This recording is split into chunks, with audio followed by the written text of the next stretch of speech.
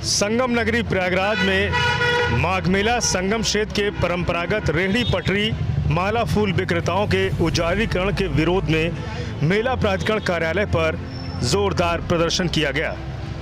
प्रयागराज में आज़ाद hawker street vendor union के प्रदेश महामंत्री रविशंकर द्विवेदी और पार्षद अल्पना निषाद के नेतृत्व में मेला प्राधिकरण पर अपनी आजीविका का संरक्षण की मांगों को लेकर किया गया जोरदार प्रदर्शन।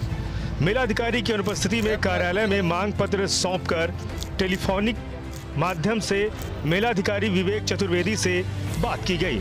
किसी भी वेंडरों को भगाया न जाए, सरकार द्वारा कोविड गाइडलाइन के अनुपालन में व्यवस्थित तरीके से जगह का आवंटन किया जाए। 26 दिसंबर को वार्ता के लिए बुलाया गया। पार्षद अल्पना निषाद ने मेला प्राधिकरण के भूमि आवंटन में कुछ भ्रष्ट बाबुओं की मिलीभगत की बात कही। वेंडरों को यहां से हटाकर संस्थाओं को जमीन देने का आरोप भी लगाया है।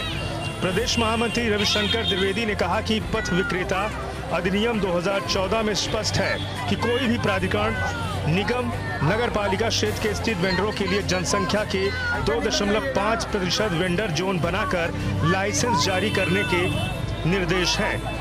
कोविड लॉकडाउन में आर्थिक तंगी से जूझ रहे दुकानदारों ने पीएम स्वनिधि लोन भी लिया है। बिना रोजगार लोन का पैसा कहां से भर पाएंगे? अपने परिवार का पेट वो कैसे पाल पाएंगे? इसी संदर्भ में यूनियन मेला प्राधिकरण के अध्यक्ष मंडलायुक्त से मिलकर अपनी मांगों को रखा गया है। प्रदर्शन में प्रदेश उपाध्यक्ष डॉक्टर प्रमोद शुक्ला, पार्षद Alpana Nishad, town vending committee सदस्य रविशंकर द्विवेदी, राधा रानी, रेखा लीलावती पांडे, विमल गुप्ता सहित सैकड़ों की तादाद में महिला वेंडर मौजूद रहीं। इलाहाबाद एक्सप्रेस के लिए प्रयागराज से ब्यूरो रिपोर्ट। विरोध कर रही हैं। देखिए, जिस प्रकार से ये सरकार मिशन शक्ति, आत्मनिर्भर भारत और सभी नारा लगाते हुए और अपनी योजनाओं को सफल बनाने का जो ढोंग करती है, मैं बताना चाहती हूँ सरकार के समय जिस तरह से गरीब हमारी जो महिला साथी हैं, जो पटरी दुकानदार हैं संगम क्षेत्र में, बरसों से इनका दुकान लगता चला आ रहा है।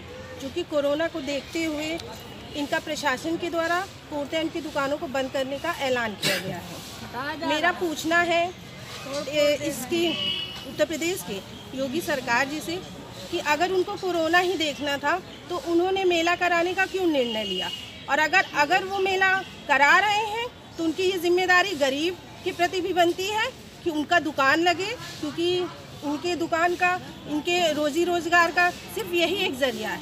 ये पढ़े लिखे नहीं है, ना ही इनके पास पैसा है कि वो किसी व्यवसाय में लगाकर ये अपना रोजी रोजगार और किसी भी तरफ करें।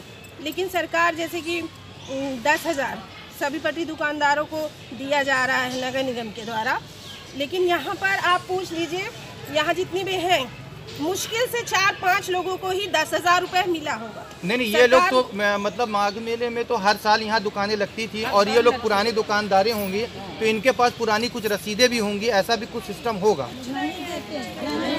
देखिए, इनसे शुल्क वगैरह ले लिया जाता है प्रशासन के द्वारा और सरकार के द्वारा। जिस तरह से इनको बताया जाता है सरकार के द्वारा कि योजना का लाभ सभी को मिल रहा है, लेकिन मैं बता देना चाहती हूँ योजनाएं जो आ रही हैं गरीब जनता का उनसे कोई सरोकार नहीं है। गरीब जनता को पूर्णतः कोई योजना का लाभ नहीं मिल रहा है। न 10,000 इनको पटरी दुकानदारों को फॉर्म सबने भरा है, लेकिन इनमें से मुश्किल से 4-5 लोगों को ही 10,000 सिर्फ नाम के लिए और फाइलों के औपचारिकताओं को पूर्ण करने के लिए किया गया है।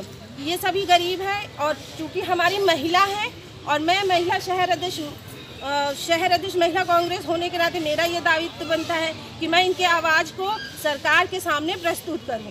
ये इनका ये हक है, ये गरीब है और इनका सरकार का यह दायित्व बनता है कि इनको अगर रोजगार देने का पैसा नहीं दे रहे, ये किसी तरह कर्जा लेकर अपना रोजगार दुकान लगा रहे हैं तो कृपया उनको लगने दें। अपना परिचय। मैं अल्पना निषाद, पार्षद कार्यकारिणी सदस्य व शहर अध्यक्ष महिला कांग्रेस प्रयागराज।